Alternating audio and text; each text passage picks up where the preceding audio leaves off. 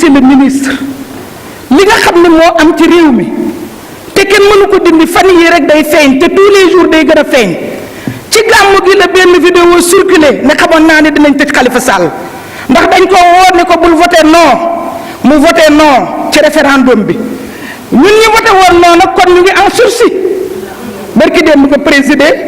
benn inauguration prison pour femmes ñun nag yàlla nañ ci yàlla musal waaye voté nañ non de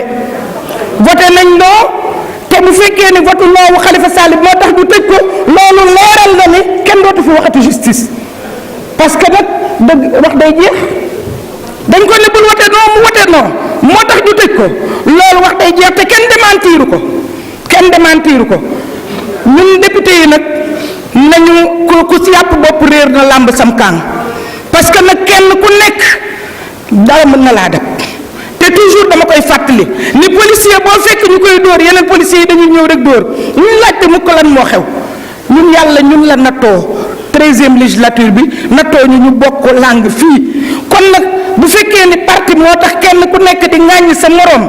nañu xoolaat suñu bopp monsieur le ministre yéenewu ma la woon mukk ci àddina ngay ñëw ci assemblée li nga def ci droit ak li nga jàng fa nga jóge maag yow ñu ajandoo màkk ma xam la yéenewu ma la woon mukk nga ñëw ci assemblée bii ñu tëj nit arbitrairement tëj ko ngir politique nga wëlbatiku bëgg koo justifier président jox na la parole keroog bi nga xamee ni ñu ngi lever immunité parlementaire u Khalifa Sall ma ne leen nañ ma leeral rek.